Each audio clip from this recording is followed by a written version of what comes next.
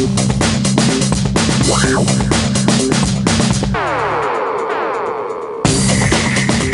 to DEFCON 3. I'm KT McFarland. Fighting continues between the Israelis and Hamas on the Gaza Strip, showing no signs of getting any better than it has been. In fact, it looks like it may intensify.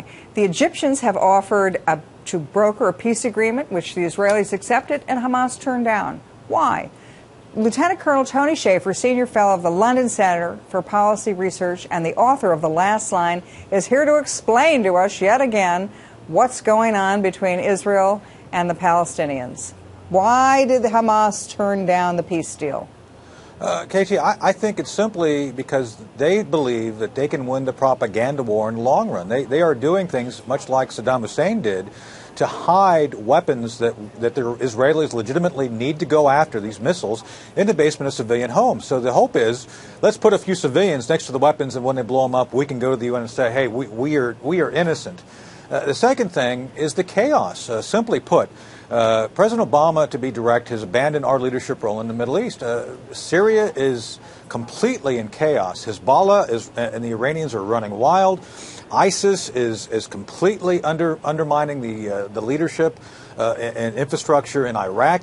And you've got the Egyptians doing their best to suppress the rebel groups and militia coming out of Libya. So what we see here is Hamas, I think, taking full advantage of the situation. And I don't think, even though they're losing tactically, I think strategically they're trying to hold out as long as they can because of the fact that they don't think there's anything that they can lose by holding out longer to get the UN to try to come in.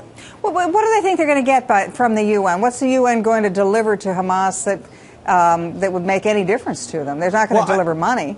They've, I think, requested, as I recall reading recently, the UN to intercede in this, to basically put UN peacekeepers in there.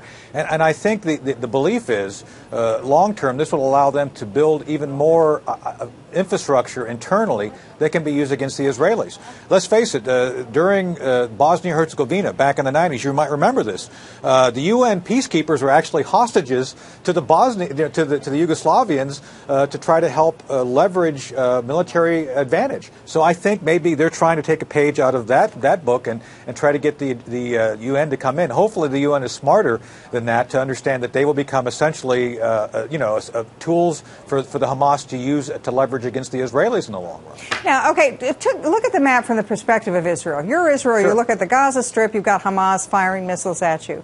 In the south, you've got Al-Qaeda potentially coming from the Sinai Peninsula. Right. You've got Absolutely. Syria, which, as you point out, is now in chaos. Lebanon, which has always been a problem, especially southern Lebanon, and now Jordan has apparently been targeted by the new Islamic extremists in the region as the next country to fall. You're completely surrounded. So Right. What's Israel's prospect in this? Well, I believe that they're trying to be the best stewards of, I have to be careful here, of going after the bad guys as best they can with precision. I think they're being far too restrained, to be honest with you. Look, how long would we tolerate rockets coming out of Mexico into Texas, Arizona, or New Mexico? We wouldn't. And so I think the Israelis would be well within their right to do extended ground operations in both the Gaza and even the West Bank, if necessary, to stem this, because they have civilians under fire on a daily basis, and if it wasn't for the Iron Dome, you would see huge casualties on the Israeli side. You know, we see these cycles of violence every decade. There's another one of these fighting between Palestinians provoke something, Israel responds. This time it's a little different because the weapons have gotten more lethal. The missiles have longer range. They're more accurate, the missiles coming out of Gaza. But Israel's also developed the Iron Dome. Explain to us what the Iron Dome is and why it's a game changer. Well, the Iron Dome is actually something that President Reagan came up with. The whole idea of SDI, Strategic Defense Initiative, was to create a shield using technology, in the case of the Israelis, counter battery fire, what we call militarily, missiles hitting missiles, that could actually prevent your adversary from hitting targets on the ground.